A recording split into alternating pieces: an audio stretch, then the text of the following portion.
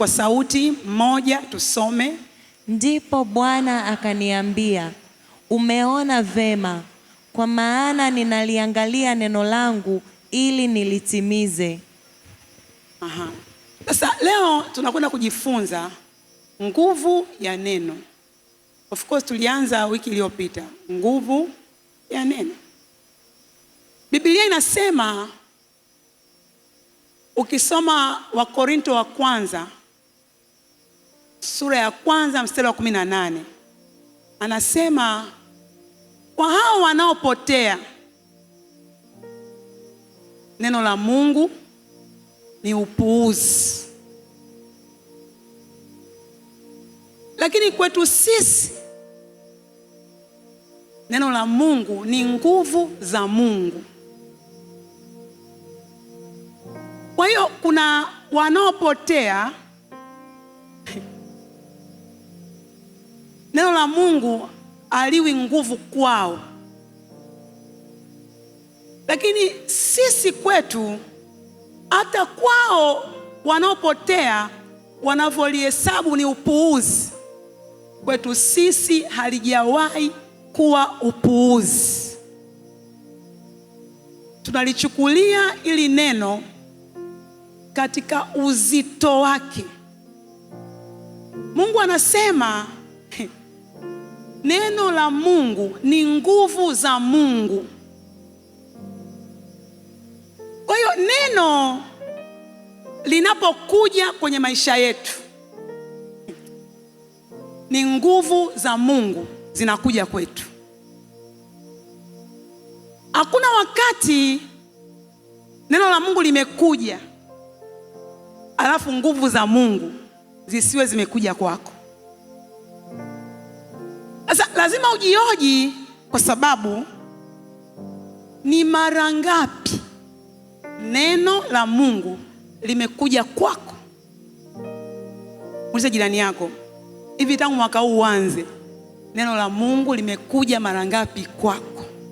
Kila mtu ataanza kuona namna neno limekuja kwenye maisha yetu tangu tu Januari. Ni namna ambayo huwezi kuhesabu, kwa sababu kila siku unasoma neno, kila siku unasikia neno, kila siku unasema neno. Kwa hiyo mwingilio wa neno kwenye maisha yetu ni mwingi, na kama majilio ya neno ni mengi kwetu, ina maana sisi ni watu tuliojaa nguvu za Mungu.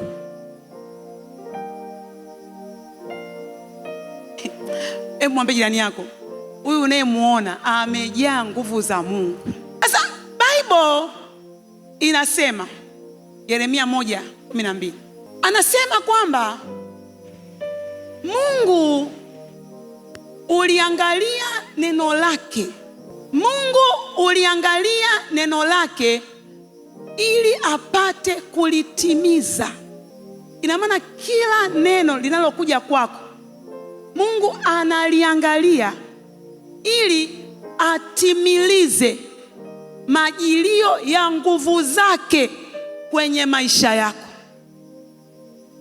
Kila neno linapokuja, Jesus yeye mwenyewe analifuatilia, yuko pamoja na hilo neno ili tu kwamba ili neno lisirudi bure, liweze kuumba hizo nguvu zake kwenye maisha yako, ili wewe na mimi tusiwe watu tunaoishi bila nguvu, bali tuwe watu tunaoishi na nguvu.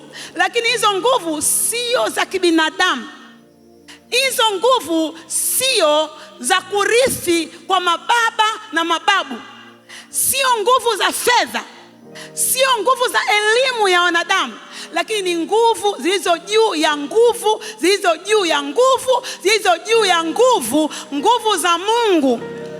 Kwa neno linapokuja, utakiwi kuto kuona nguvu, maana majilio ya neno ni nguvu za Mungu kwenye maisha yetu. Bwana asifiwe. Kwa wale wanaolipuuza neno hawana nguvu, kwa sababu nguvu ataitoa wapi? Kwa kuwa nguvu ya Mungu iko ndani ya neno lake tu. Huwezi kuipata kwa njia nyingine. Iko ndani ya neno lake. Kwenye chakula haipo, kwenye fedha haipo, kwenye cheo haipo, kwa mganga haipo, kwenye madhabahu haipo, kwa miungu haipo, kwenye kazi za ulozi haipo. Lakini nguvu ya Mungu hupatikana kwenye majilio ya neno. Yeye anasema kila neno linalotoka kwenye kinywa chake ni pumzi yake. Kila neno la Mungu anaoliachilia kwa ajili yetu, hiyo ni pumzi yake. Kitu ambacho unahitaji kuelewa, pumzi na maneno huwezi kuvitenganisha. Hata wewe jaribu kuongea, utaanza kuona ukifungua mdomo, ukitoa neno hata moja, unaiona na pumzi imetoka.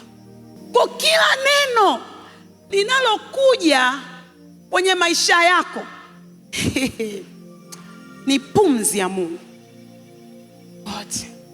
Nataka umnielewe vizuri sana. Unajua, Mungu alimuumba mwanadamu kwa udongo.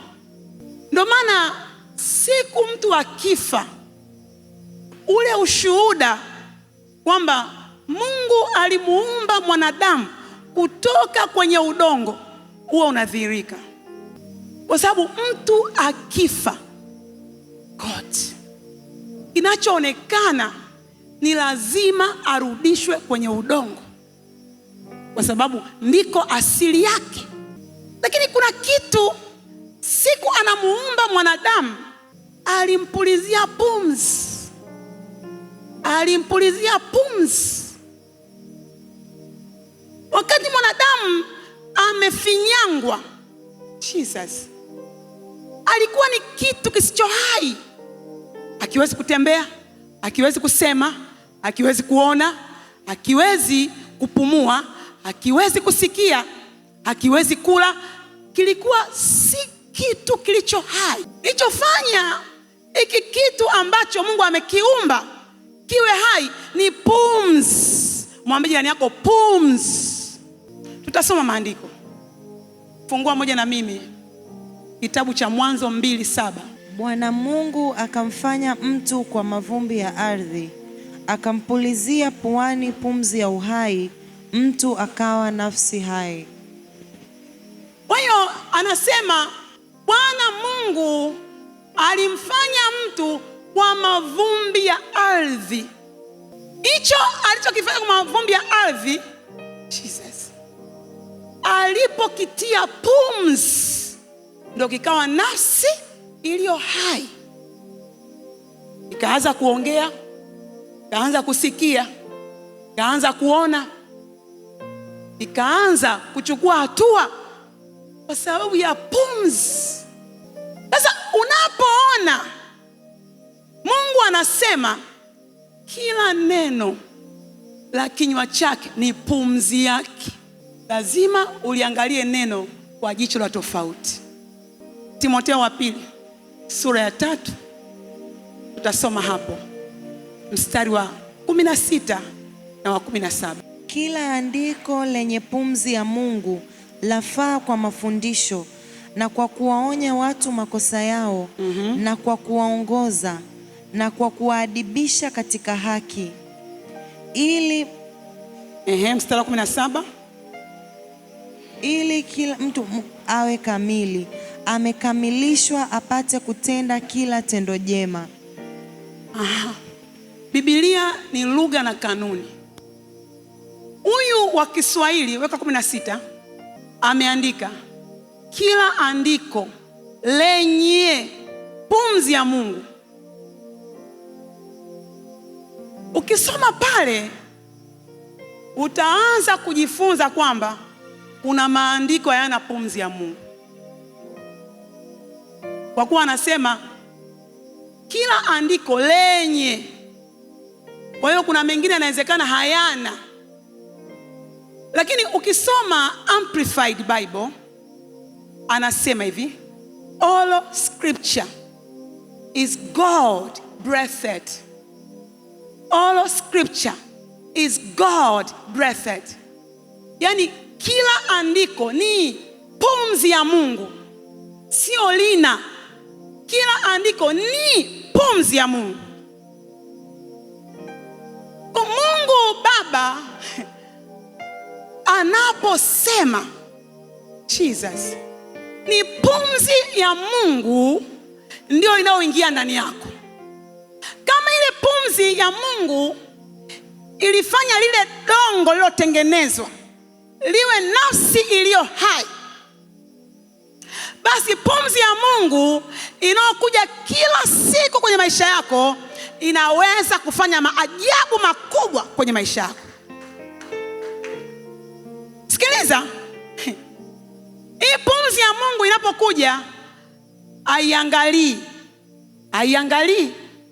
wewe una hali gani, una mapepo mangapi, una ugonjwa umeshindikanika, una madeni hayalipiki. God, umeaibishwa, umekataliwa, umetengwa, umedhalilishwa. God, neno la Mungu ni pumzi ya Mungu. Kwa hiyo katika hali yoyote ulionayo, inapokuja kama pumzi ya Mungu, yaweza kubadilisha kila hali, yaweza kutoa popote, yaweza kushindana na hali yoyote ulionayo, yaweza kufukuza adui yeyote, yaweza kuteketeza uharibifu wowote, yaweza kuondoa ugonjwa wowote, yaweza kutoa kwenye hali ya mikopo ambayo imekuwa kama ni hali endelevu. Kuna kitu lazima uelewe kwamba ili neno ndio pumzi, sio ya mwanadamu, sio ya mama yangu, sio ya baba yangu, ni pumzi ya Mungu. Na ikija kwenye maisha yangu, siwezi kubakia vile vile. Kama kile kiumbe akikuweza kubakia vile vile, na mimi pumzi ya Mungu ikija kwangu, siwezi kubakia wajana. Lazima kitu kipya kiumbike, lazima kitu kipya kizaliwe, lazima niwe na namna ya Mungu, kwa sababu ni pumzi yake imekuja kwangu. Asante Yesu. Sasa nifate, ikiwa ili neno ni nguvu za Mungu, ikiwa ili neno ni pumzi ya Mungu, maisha yako sio ya kawaida. Kama leo nikisema wewe ni mbarikiwa, hata kama hauna vitu vya kuonekana, maadamu tu pumzi ya Mungu ipo kwa ajili yako, nikikuita wewe mbarikiwa, ndivyo ulivyo hata sasa. Nikikuita wewe ni mheshimiwa, ndivyo ulivyo hata sasa. Nikikuita wewe oh God, mwana wa Mungu, ndivyo ulivyo hata sasa. Kwa sababu pumzi ya Mungu yaweza kufanya kila kitu. Nifate kwa makini. Ili andiko linasema kila andiko ni pumzi ya Mungu, nalo lafaa. Yani hilo neno lafaa. Jesus. Hilo neno lafaa, Biblia ikiandika neno lafaa, ujue ni la faida. Kwa ili neno linapokuja kwako, lenyewe ni faida. Sasa linapokuja kwako kama pumzi, limekuja kukufanya wewe uwe faida. Jesus. Oh God, limekuja kufanya wewe faida. Kwa maana ipi? Limekuja kukufanya wewe ufae. Mwambie jirani yako, ni majira ya mimi kufaa. Mwambie tena, ni majira ya mimi kufaa. Kwa unaanza kujiona unafaa kwa ajili ya kumiliki, unafaa kwa ajili ya kutawala, unafaa kwa ajili ya kutiisha, unafaa kwa ajili ya biashara, unafaa kwa ajili ya utajiri, unafaa kwa ajili ya kuwa mfano, unafaa kwa ajili ya uongozi, unafaa kwa ajili ya kuwasaidia watu, unafaa kwa ajili ya ndoa, unafaa kwa ajili ya malezi ya watoto, unafaa kwenye jamii, unafaa kwenye ofisi yoyote, unafaa.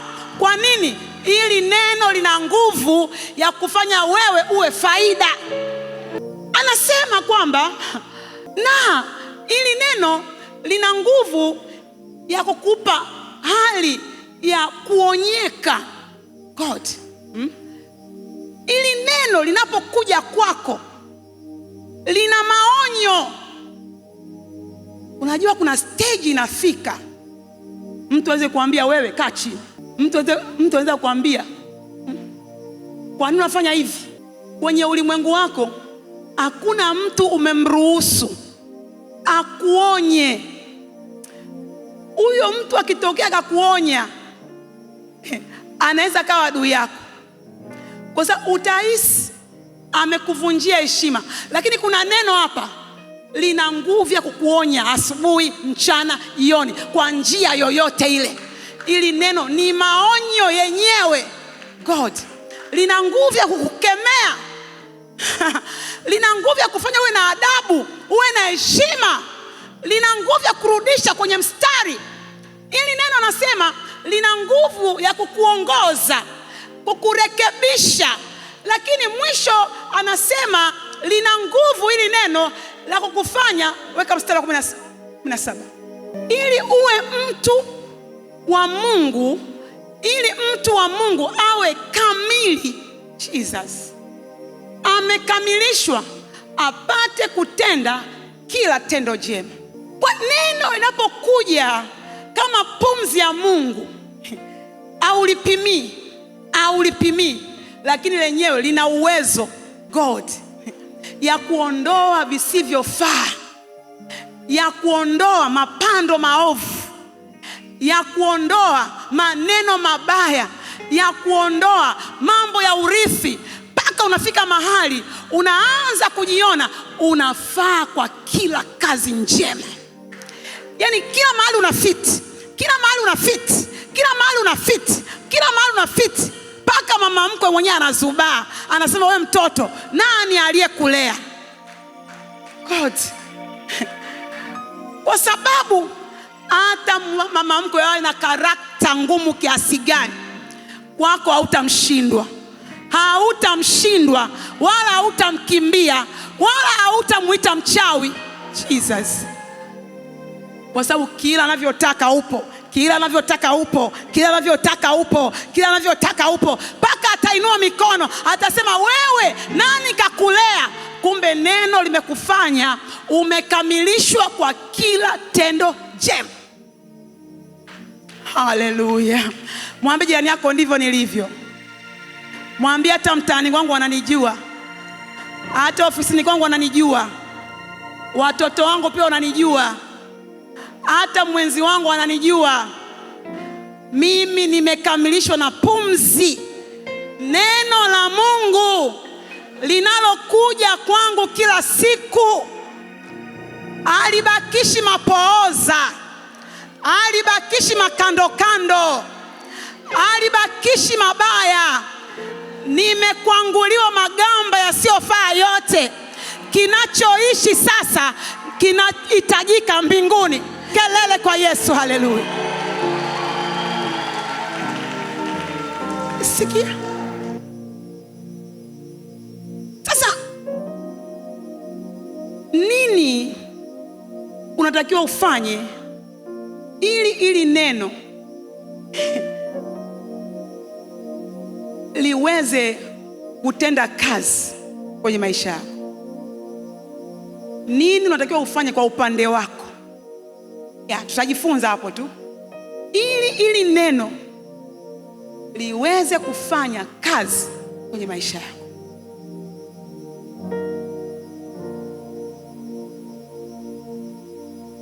Tutaangalia ili neno liweze kufanya kazi kwenye maisha yako. Kitu cha kwanza unachohitajika ni kulisoma.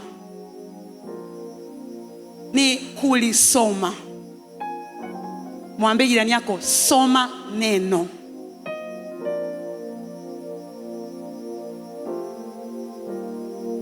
Kusoma neno sio kitu cha kawaida, kwa sababu ndani ya kusoma kuna mambo mawili yanatokea kwa mara moja. Mtu anayesoma huwa anasikia na kuona. Mtu anayesoma neno huwa anasikia, lakini pia anaona anachokisikia.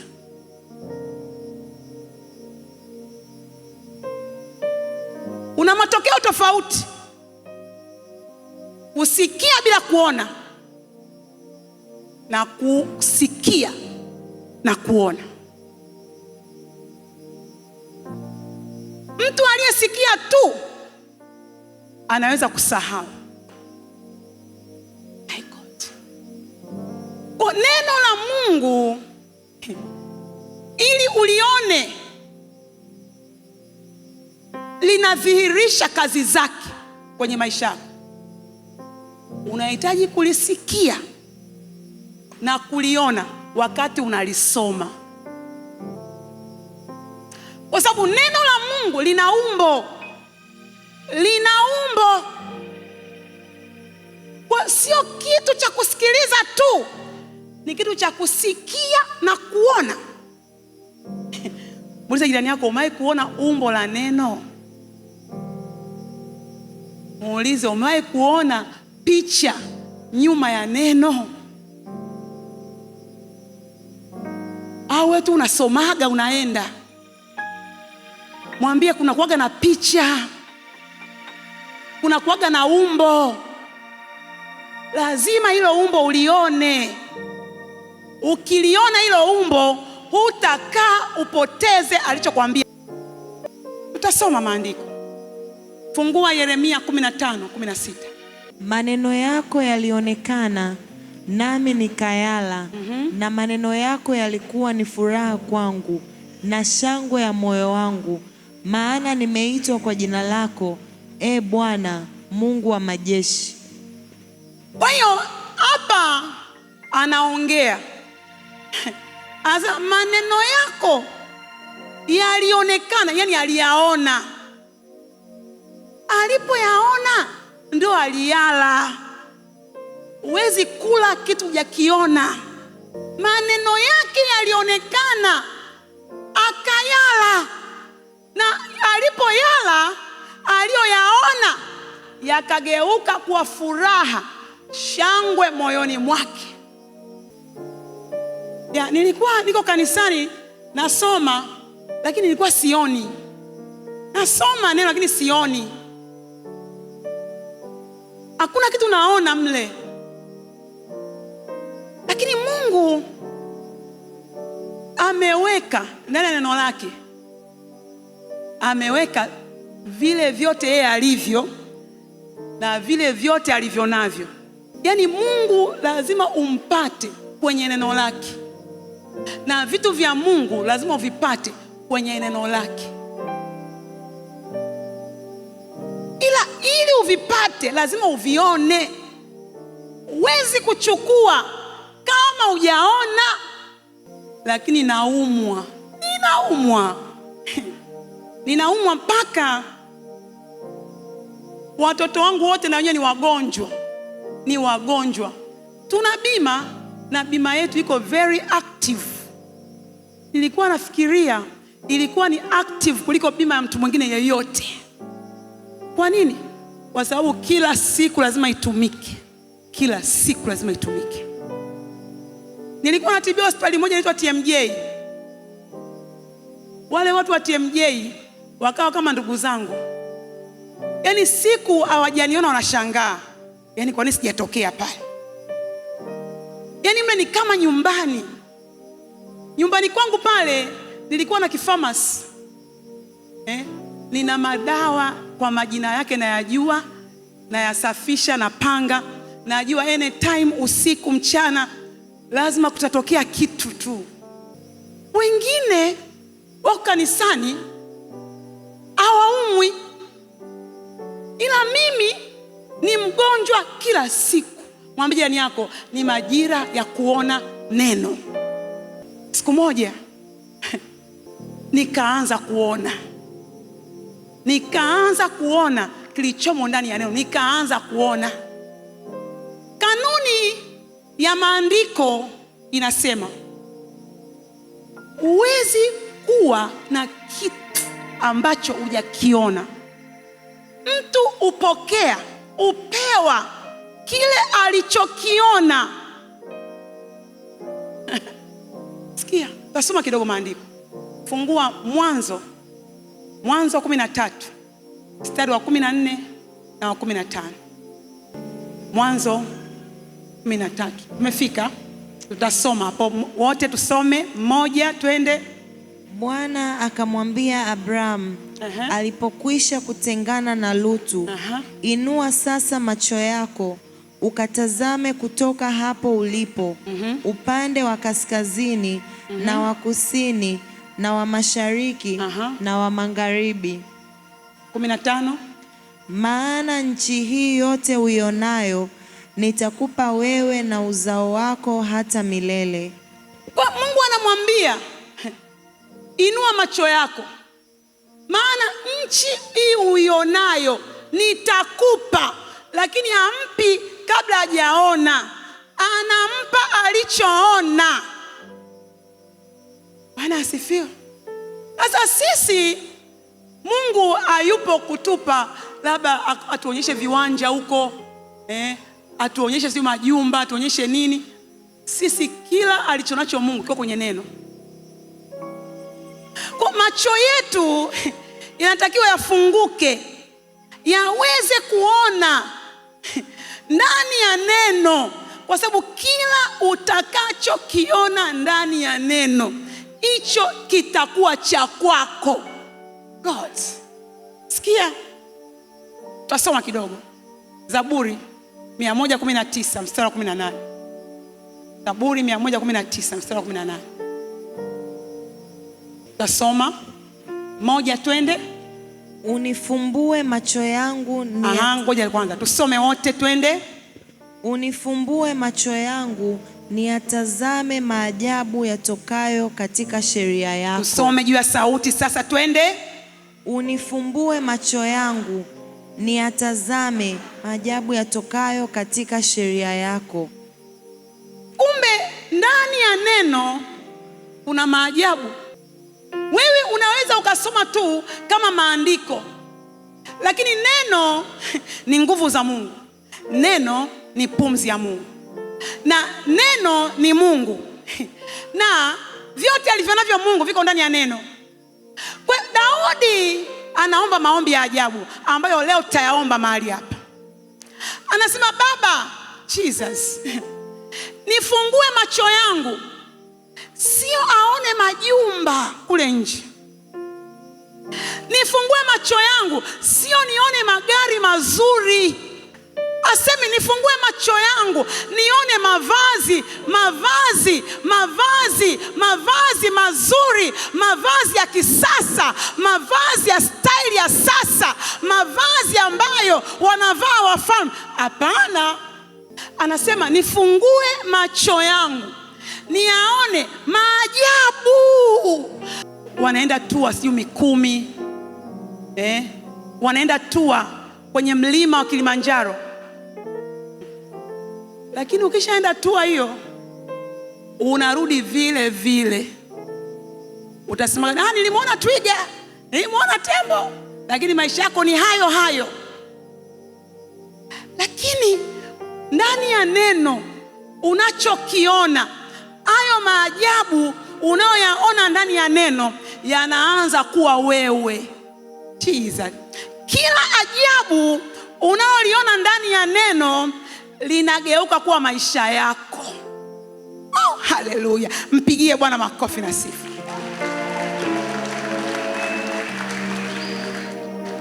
Kwa Daudi akuona kwamba kuna vyanzo vingine vina maajabu, lakini akatambua ndani ya Biblia yake ndipo maajabu ya Mungu yalipo.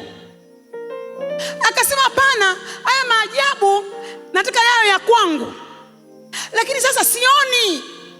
Nifumbue macho, nataka nione, nataka nione, nataka nione, nataka nione, ili haya maajabu yawe fungu langu.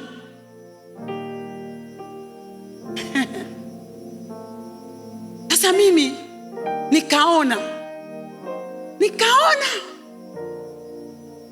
yani magonjwa yalikuwa yamenikalia miaka na miaka. Kwa nikaona neno, ngoja nikuonyeshe neno liloliona. Nipe Mathayo 8:17. Tutasoma sasa kwa bidii, kwa sauti ya radi, twende.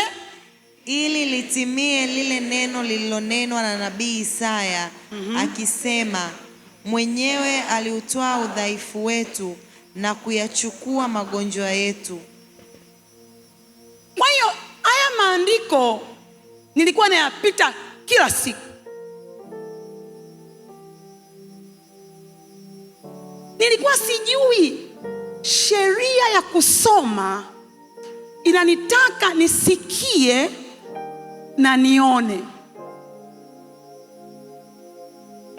Nijihesabu kwamba kama sijaona sijasoma. Hey, haleluya. Mwambie na kama hujaona hujasoma. Unaposoma lazima vitu hivi vitokee. Usikie na uone.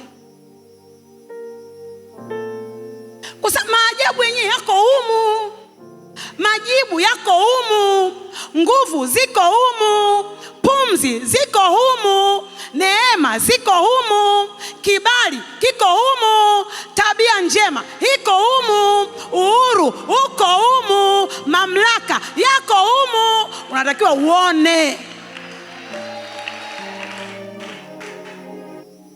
Unaenda kuona nini kama hujaona ndani ya neno? Hata mume wako yuko humu, unaona wapi? Kama unatafuta mume, mtafute kwenye neno, ndimo alimo. Kama unataka mke, yumo ndani ya neno. Jesus. Usiangalie vinavyopita, utachanganyikiwa. Kwa sababu sasa hivi ni danger. Kuna vitu ukipaka mtu na miaka 70 unaonekana na miaka 20. Oh Jesus. Nyinyi subirini. Nakwambia sasa hivi mtafika mahali haujui kijana ni nani, mzee ni nani. Unataka hipsi liko Kariakoo pale. Jesus. Shape iko Kariakoo. Kuna kitu mtu akiweka hapa kinakuwa kama ndio OG. Jesus. Unasema huyu mtu alishuka, aliumbwa. Nakwambia mke yuko kwenye neno, mume yuko kwenye neno.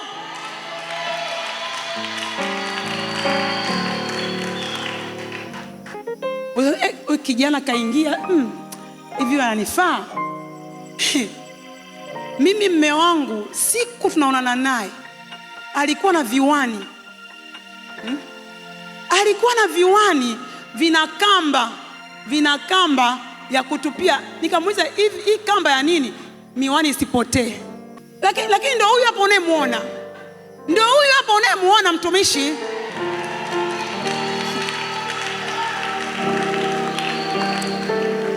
Sikia, dhahabu kabla hajapita kwenye moto unaweza ukaipita. Utukufu wa dhahabu ni moto. Kuna mtu anaweza akaja, my God, kwenye macho ya nyama haeleweki, lakini neno ndo anakuambia huyo ndiye.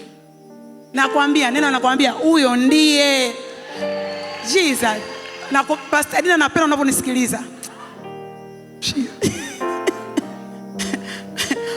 Huyo ndiye nakwambia. Na neno ikwambia ndiye, utaanza kusikia ndani unamkubali, unampenda. Haleluya. Unajiachilia, unamwambia niko tayari nioe, niko tayari. Kwa sababu neno hajaribishi. Yeye ni Alfa Omega, anaujua mwisho tangia mwanzo, aliukamilisha mwisho akaanza mwanzo, hivyo hawezi kukupeleka wrong direction.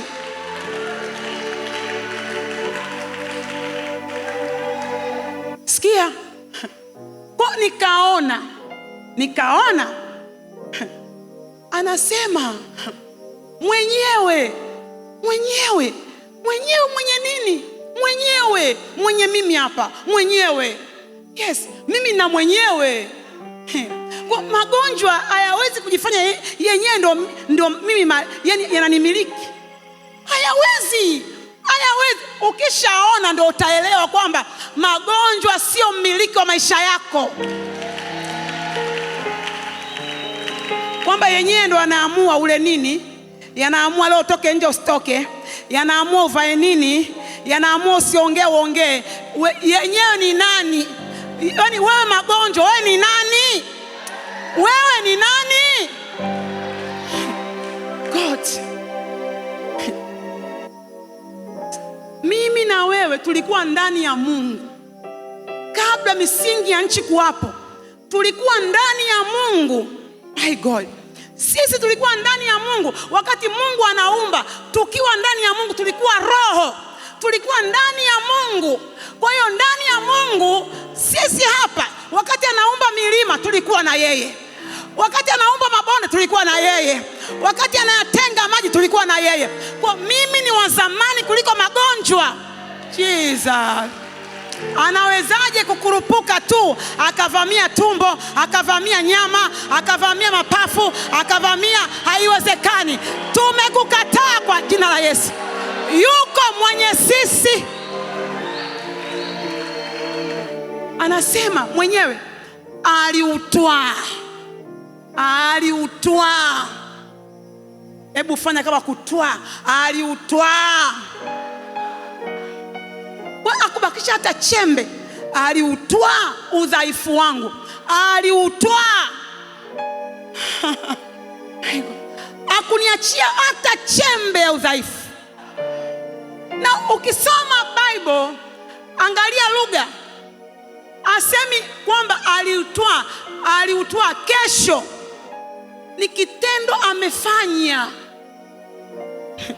Kwamba alishautwaa udhaifu wangu, akayachukua magonjwa yangu. Kwa ugonjwa wowote, hata ulio mpya, hauna haki kisheria kukaa kwenye kiungo changu chochote. Hapo ndipo kifo cha magonjwa kilipotokea kwenye maisha yangu. Niliona wakati nasoma, nikasikia na nikaona. Nilipoona nikachukua yangu na magonjwa yalipotea kabisa.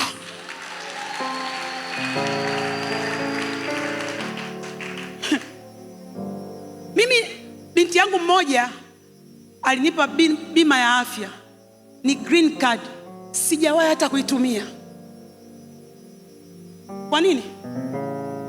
Bima yangu niliandikwa. Iliandikwa ndo bima yangu.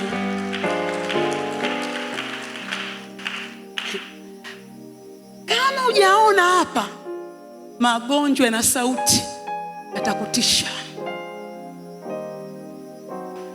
Kama hujaona hapa, utaongea lugha magonjwa inayotaka. Huwezi kupishana nayo, huwezi kugombana nayo, huwezi kuyakemea, unahitaji kuona. Ukumbuke ili andiko sio moja. Ili andiko lina maandiko yanayoshikamana ili iwe fundisho. Jesus.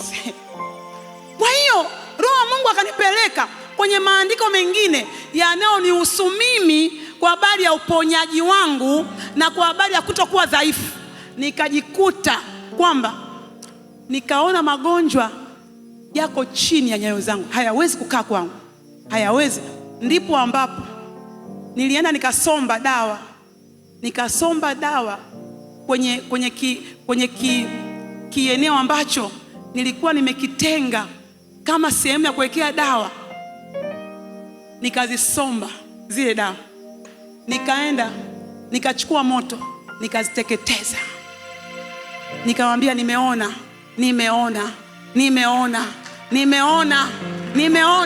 chanzo cha afya yangu, nimeona chanzo cha kutokuwa dhaifu, nimeona. Maana magonjwa yametwaliwa. Sasa niwekeze dawa hizi za nini? Magonjwa yametwaliwa, hayapo tena. Ndipo magonjwa na yenyewe akakubali, kwa sababu umeona hatutarudi tena kwako. Ndivyo walivyoona hili neno ambavyo magonjwa yamewakatia tamaa katika jina la Yesu. Nasema nayaona magonjwa yamekukatia tamaa,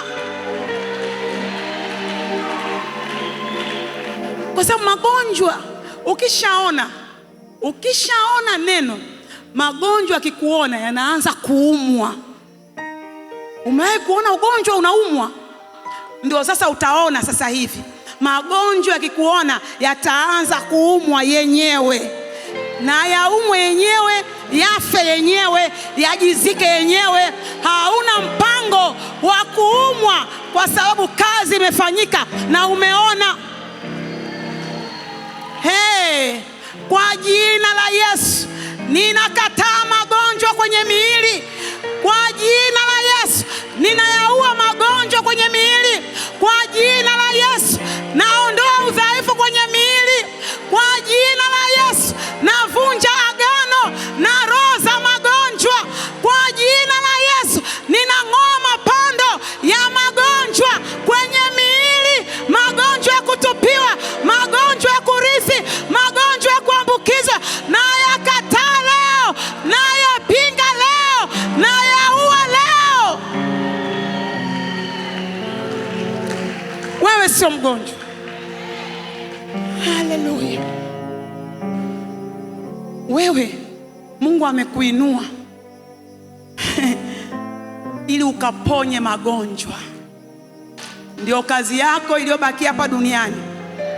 Bwana amekuinua, anasema utaweka mkono juu ya mgonjwa naye atapata afya, kwa sababu wewe tayari unatembea kwenye afya yake. Maana aliyachukua madhaifu yako, alichukua mateso yako, alichukua magonjwa yako. Kwa kupigwa kwake wewe umepona.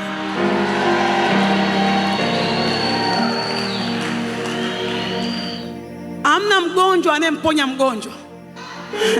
Lazima uwe mzima. Hamna mdhaifu anayemsaidia mdhaifu.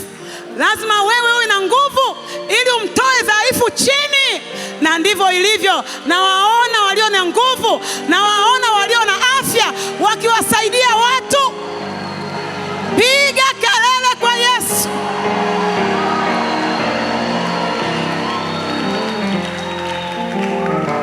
Ni majira mapya. Sema, Roho Mtakatifu, macho yangu yamefunguka. Sasa ninaona. Nakataa roho ya upofu. Nakataa ukuta ulioinuliwa kati ya mimi na neno. Leo naliondoa pazia kwenye macho yangu ya ndani. Maneno yaliyotamkwa kwamba nitaokoka lakini nisione neno, leo maneno nayakataa kwa jina la Yesu. Maagano yoyote yaliyofanyika mahali pa siri kwamba sitaona. Leo hayo maagano nayatangua madhabahu yoyote inayofuatilia macho yangu ya rohoni, hiyo madhabahu naivunja vipande vipande kwa jina la Yesu. Waliokusanyika ili nisione, ninawatawanya. Waliokusanyika kwa ajili ya macho yangu, ninawatawanya.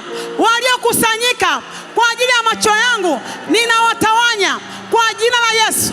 Naondoa hukumu juu ya macho yangu ya ndani. Naondoa hukumu yoyote ile. Nakataa roho ya upofu wa kiroho. Nakataa kuto kuliona neno. Nakataa kuto kumuona baba yangu. Nakataa kuto kumuona chanzo changu. Nakataa kuto kumuona nuru yangu. Nakataa kuto kumuona mfalme wangu kwa jina la Yesu. Leo hii kile kiambaza na kibomoa. Anza kushindana na roho ya upofu. Anza kushindana. Shindana